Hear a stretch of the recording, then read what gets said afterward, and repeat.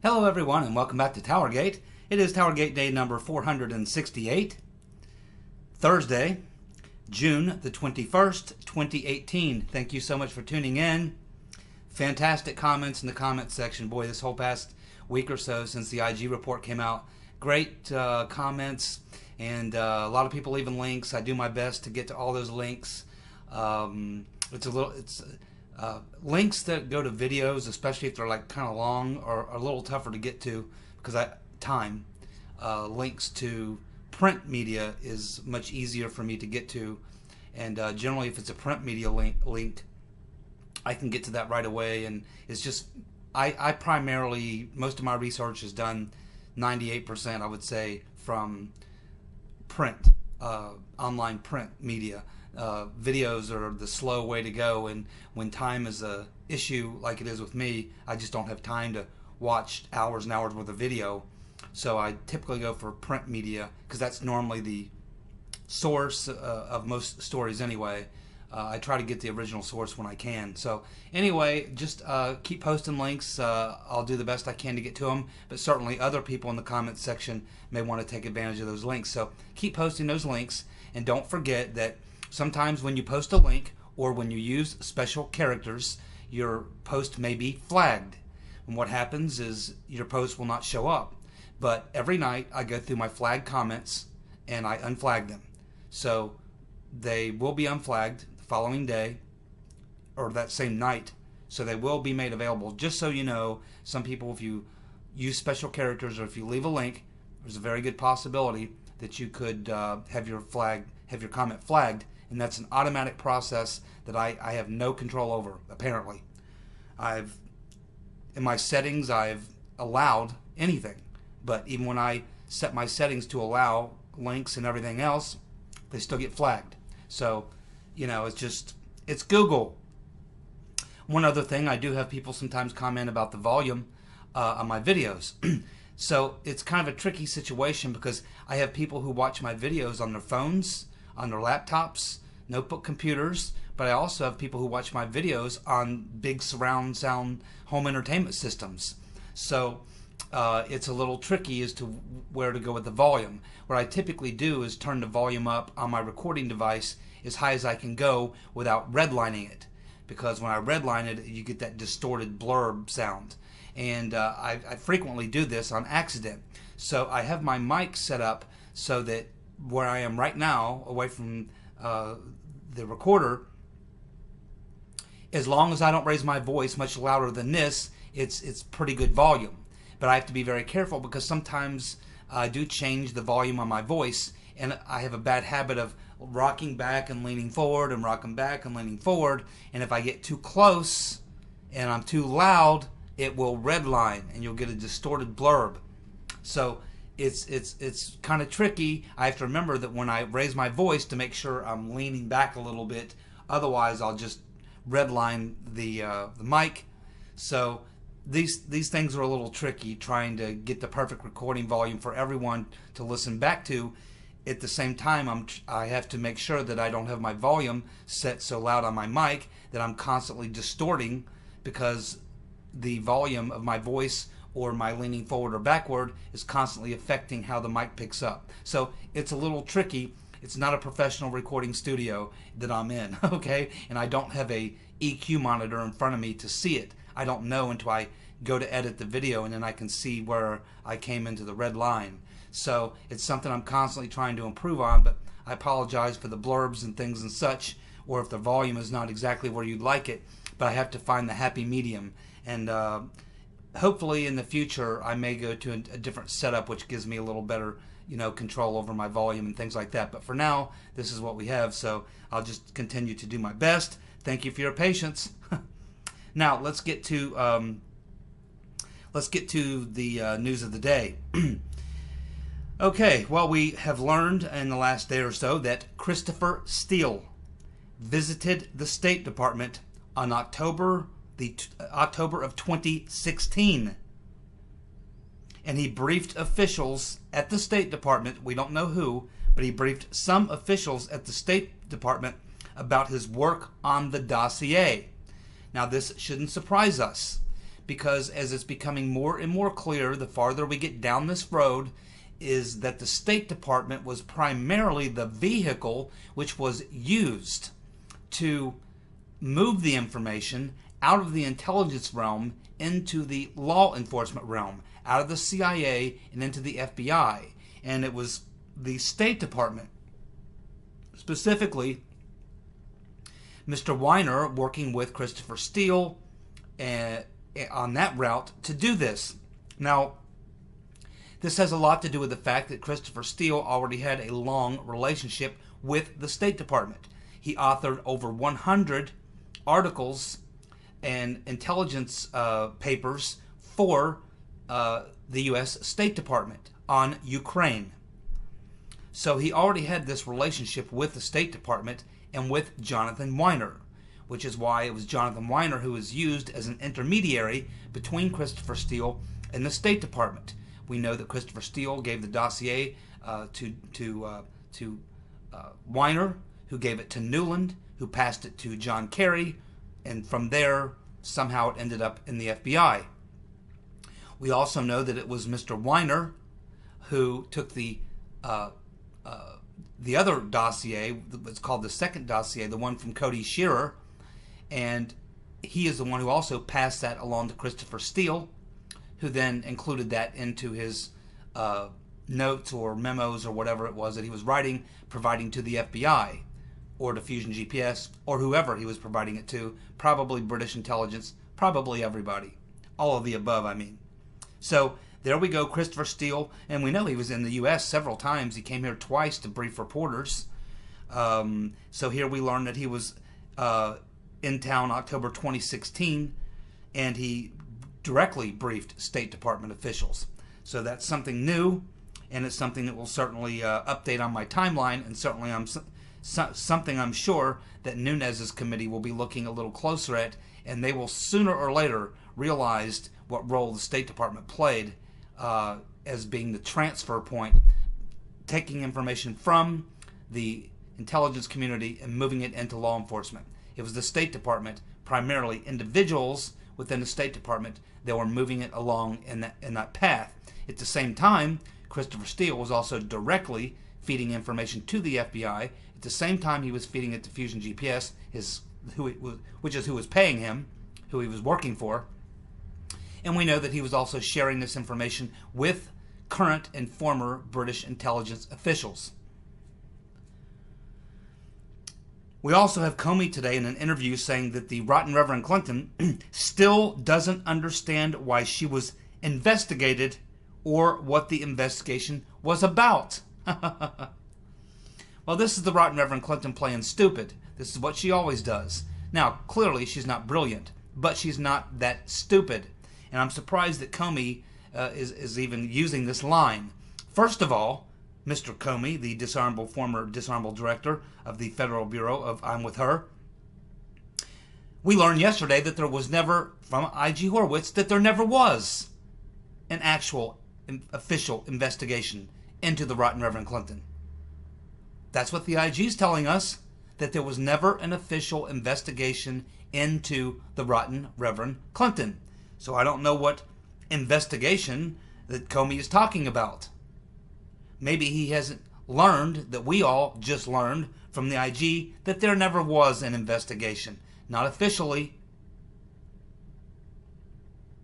And giving the rotten Reverend Clinton, you can play along with her when she's doing the dumb, I'm stupid routine. But the problem with that is that the rotten Reverend Clinton is surrounded by an entire team of people, including security people, who are constantly advising her on security matters.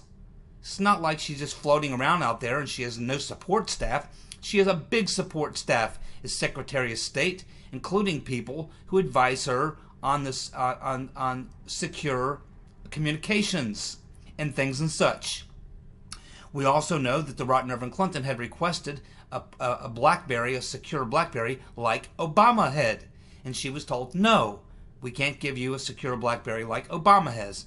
And they told her, you and your staff cannot use your BlackBerries outside the United States. But she did it anyway. She was told, you and your staff cannot use the BlackBerries outside the country. And she did it anyway. Because she was mad because they wouldn't give her a BlackBerry like Obama's. And this idea that she's playing stupid, her and Huma both, as is with all people in these departments of government, are supposed to go through a security class, where they're supposed to get a class on security, how to handle classified information, and all these things. And they're supposed to sign off on it once they have this class. But we learned that the Right Reverend Clinton and Huma both declined. They both declined that class. And they signed off on the fact that they declined to take the class. So apparently it's not mandatory. It's optional. And they opted not to take the class. Trying to make an excuse for the Rotten Reverend Clinton's mishandling of classified information is still not going to fly. It doesn't matter if you had intent or not under the Espionage Act. Ignorance doesn't matter. Stupidity doesn't matter. Dishonesty certainly does not matter. She's playing Comey for a sucker, and I don't think either of them are that stupid. And I don't like that they're insulting our intelligence. This is what the Rotten Reverend always does. She's the smartest woman in the world when she wants your vote. But as soon as she gets caught with her hand in the cookie jar, she's dumber than a doorknob. I'm not buying it, and I know most of you aren't either. And I doubt Comey is. Well, it looks like Peter Fonda is going to be getting a visit from the Secret Service. Compliments of Melania. Well, he made that tweet about kidnapping Barron and locking him in a cage with pedophiles, probably some of Peter's friends, some of his friends out there in Hollywood, I guess, is what he's talking about. Or maybe putting him in a cell with Harvey Weinstein, another good friend of Mr. Fonda's. But that did not go over very well with Melania at all. And she did contact the Secret Service, and so we can expect Peter Fonda will be getting a visit from the Secret Service, and he should. What a sickening comment to make. And this guy's stupid. When you make a comment like that about the president, his wife, or his kid, man oh man, you might get the bright light treatment for that. They might actually take you in and hold you for a while. So, and that's exactly what they should do. That's it's getting very close. I mean, he essentially is suggesting that that's what someone should do. That's very, very close to a crime. Very close to a crime. Peter Fonda. My. His father would roll over in his grave. Henry Fonda was a World War II bomber pilot. Flew a lot of missions over Germany. Survived them. Came back and became a great actor. Unfortunately, his kids are half-wits, and my guess is they were embarrassing to him when he was alive, and they're embarrassing to him now. He's turning over in his grave.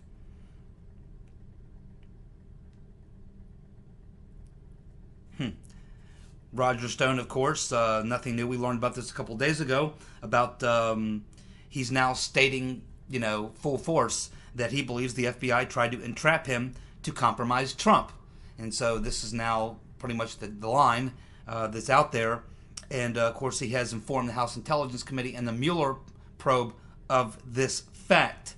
And, of course, they're looking into Mr. Greenberg right now. Apparently, Mr. Mueller, according to Michael Caputo, knows all about him.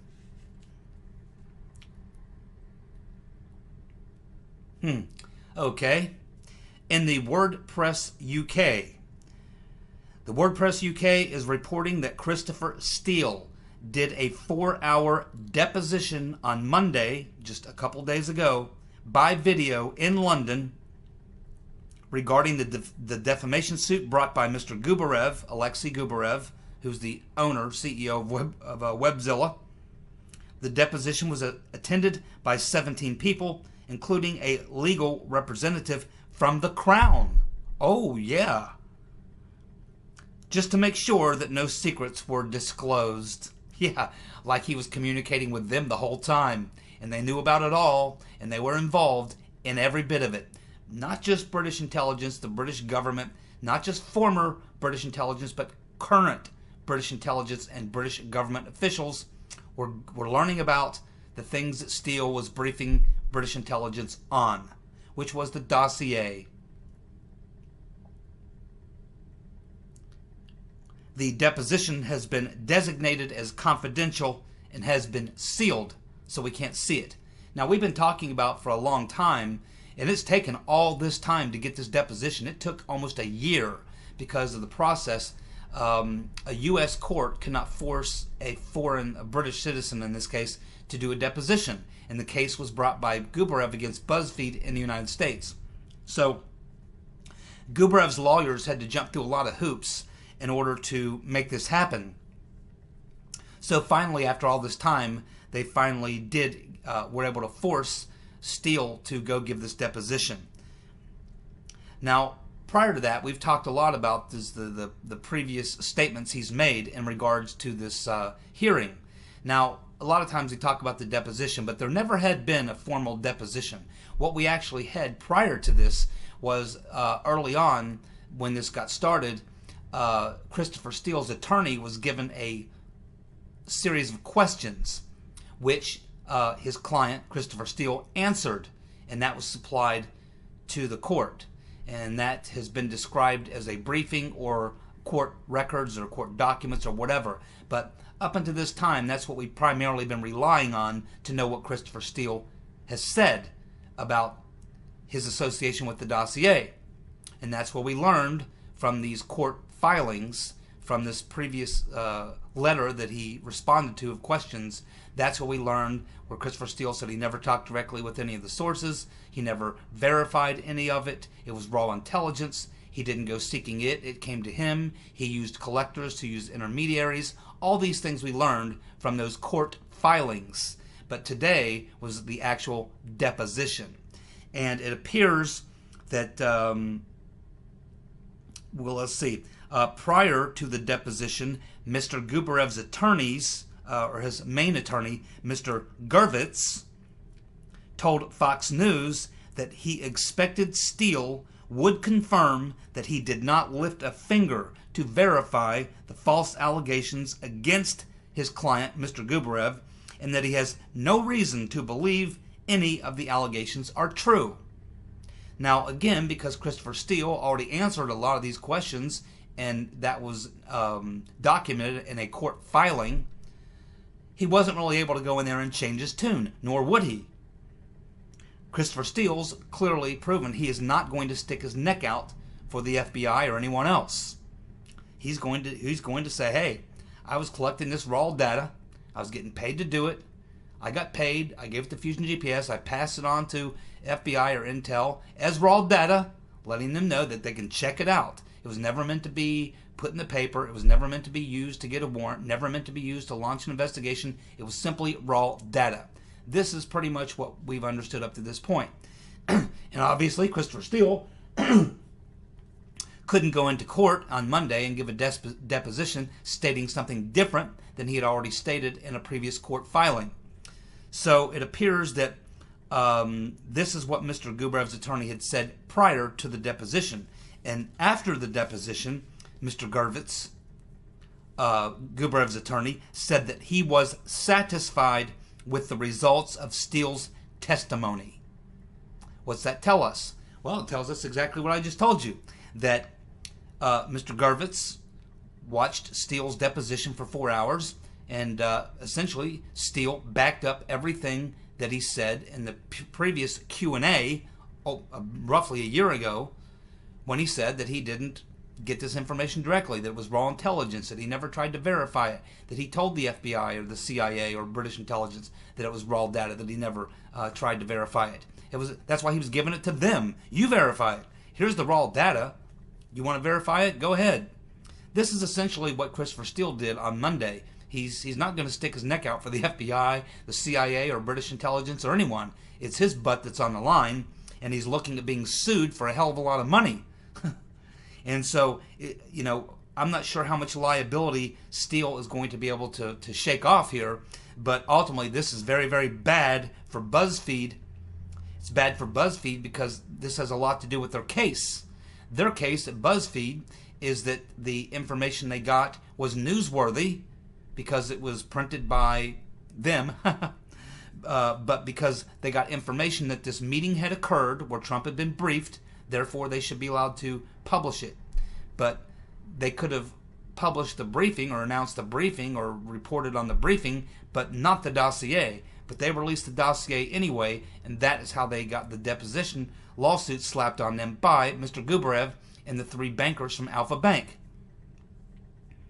So this is very bad news for BuzzFeed, because the other avenue that BuzzFeed is trying is to go through suing the DNC to get copies of their logs from their server and to get all the data put together by CrowdStrike to prove their case, because BuzzFeed has to try to prove that they were okay in releasing the dossier. And they can only do that if they can prove that the accusations that were made in the dossier were true.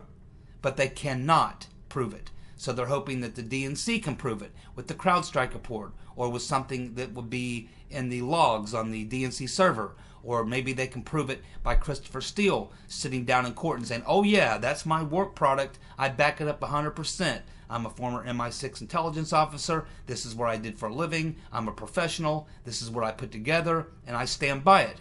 But as we can see, the DNC is not going to turn over any of that information to BuzzFeed. It doesn't look like the judge is going to force them to do it. And it doesn't look like Christopher Steele, based on Mr. Gervitz's comments today, doesn't look like Steele went into his debriefing, his deposition hearing on Monday, and backed up what was in the dossier. It looked like he said exactly what he said the last time that he was asked these questions, and he's stating the same thing he's always said. It was raw intelligence, raw data, never verified, and never should have been used to launch an investigation or seek FISA warrants or anything else. Raw data, unproven, unverified. That is what Christopher Steele has stated. And we can assume that's what he stated again on Monday, according to the comment made by Mr. Gubarev's attorney.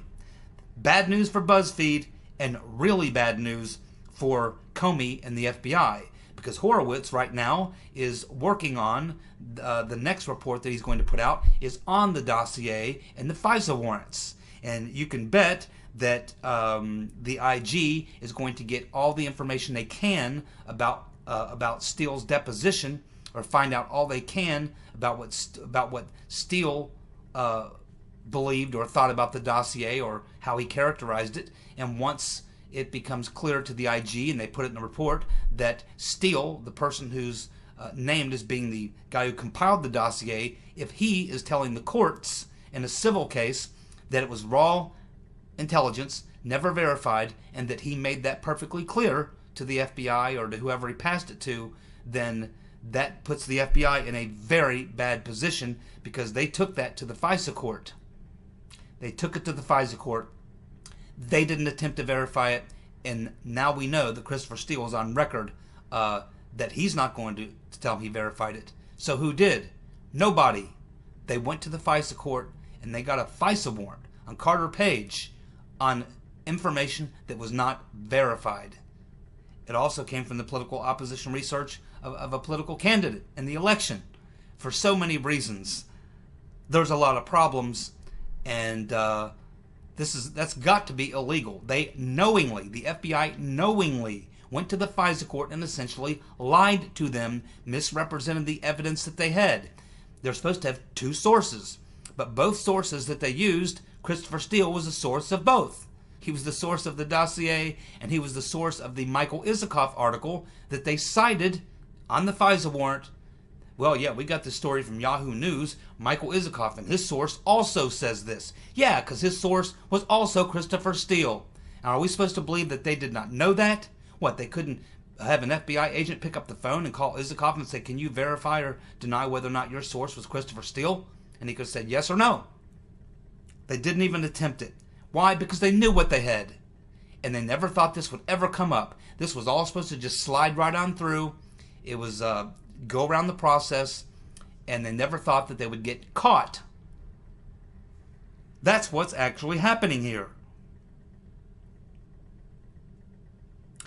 It's going to be a lot of problems in this next report, believe me.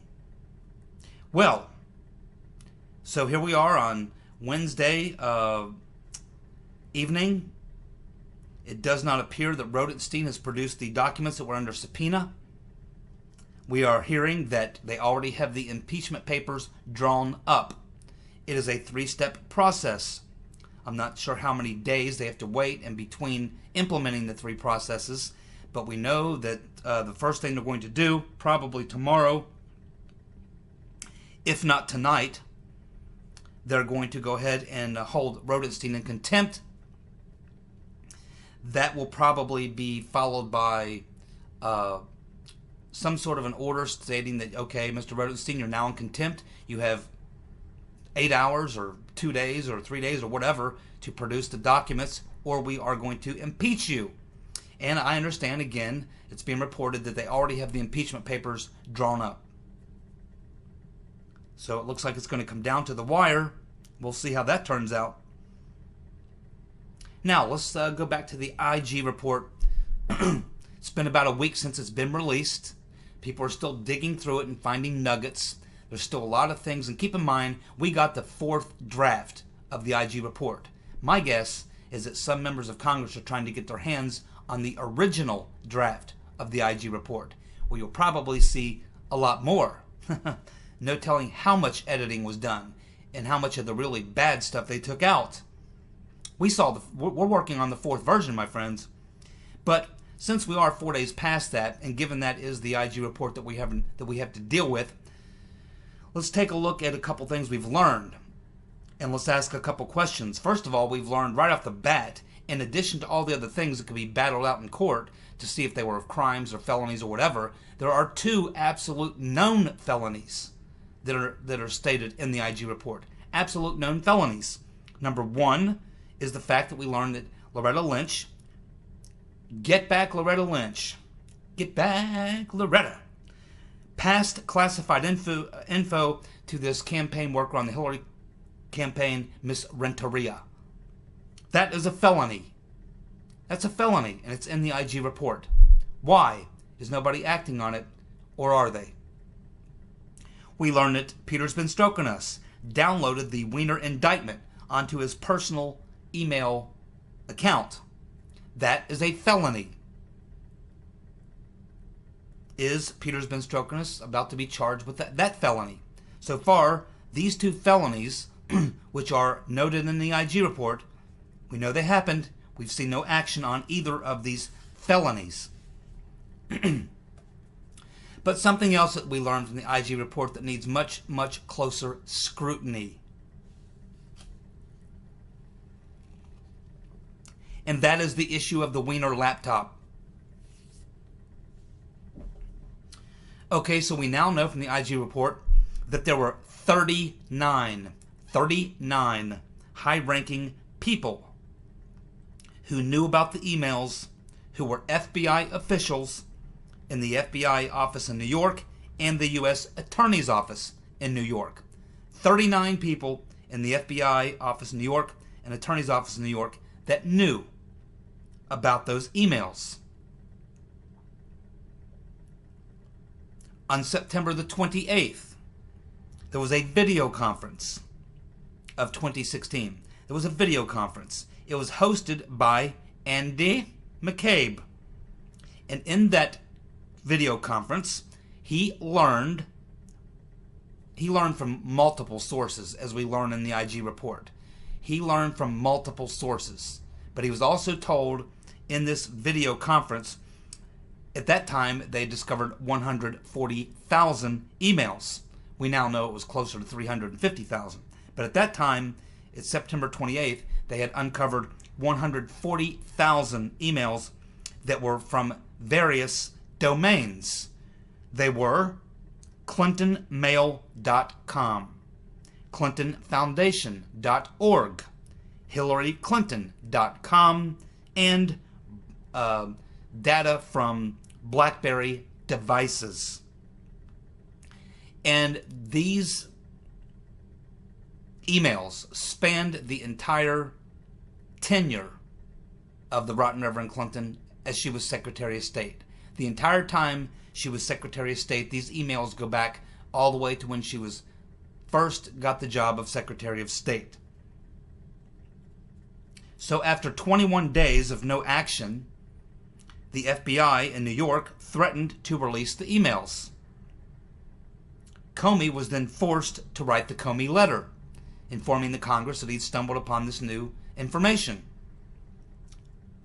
Then we know about the situation that is not in the IG report, which needs to be investigated, and that is that Lynch got onto a conference call with these people in the, down in New York, and she threatened them, threatened to reopen the case or open a case against those NYPD officers over the death of Eric Garner if they didn't back down.